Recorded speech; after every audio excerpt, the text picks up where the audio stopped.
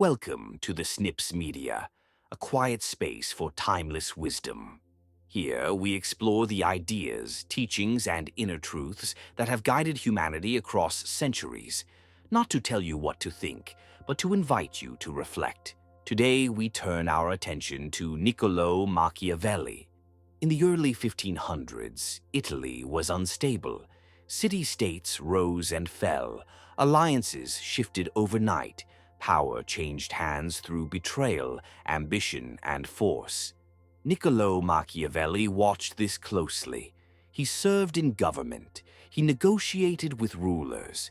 He observed human behavior not in theory, but in crisis. And what he discovered disturbed many people. He realized that the world does not operate on ideals alone. It operates on incentives, on fear, on desire, on self-preservation. And if you misunderstand that, you misunderstand power. Machiavelli is often described as ruthless, but he was not fascinated by cruelty.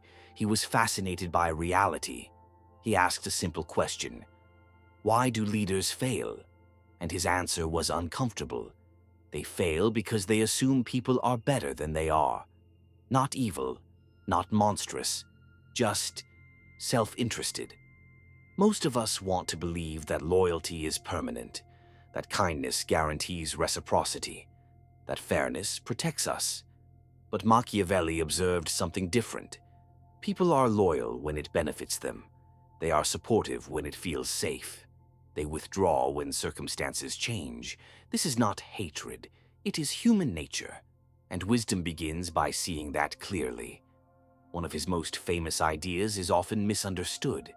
He wrote that it is safer to be feared than loved, if one cannot be both.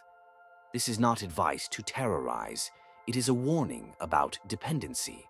Love depends on emotion. Emotion shifts. Fear, when controlled and not abusive, depends on consequence. Consequence is stable. Machiavelli was not saying, be cruel. He was saying, do not build your stability on approval alone. There is a deeper layer here. He believed that order matters. Stability matters. A leader's responsibility is not to be admired. It is to preserve structure. And sometimes, preserving structure requires decisions that are unpopular. This is where idealism struggles, because idealism wants harmony without friction. But history rarely offers that. Machiavelli forces us to examine something within ourselves. Are we naive about human behavior? Do we assume others think the way we think? Do we confuse being liked with being respected? These are not the same. Being liked feels warm. Being respected creates boundaries, and boundaries protect both sides. Another powerful idea in his work is this: reputation shapes reality. People respond not just to who you are, but to who they believe you are. If you appear uncertain, others test you. If you appear inconsistent, others exploit that. But when you are steady, measured, decisive, you create gravity. And gravity changes how people move around you. Machiavelli did not reject virtue. He rejected fragile virtue. Virtue without strength collapses under pressure. Kindness without discernment invites manipulation.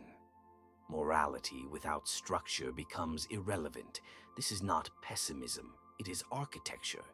He believed goodness must be protected by strength. Otherwise, it will not survive long enough to matter. There is also something quietly liberating in his realism. When you stop expecting perfection from others, you stop being shocked by disappointment. When you understand ambition, you are not surprised by competition. When you recognize self-interest, you prepare for it calmly. Preparedness removes bitterness. You are no longer offended by reality. You adapt to it, and perhaps that is his greatest lesson. See clearly. Do not romanticize power.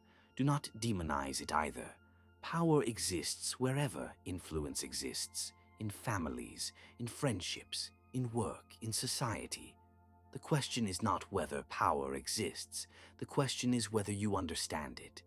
To understand power is not to abuse it, it is to handle it consciously, to lead yourself with discipline, to act with awareness, to set boundaries without apology. Machiavelli reminds us that clarity is protection, not hardness, clarity.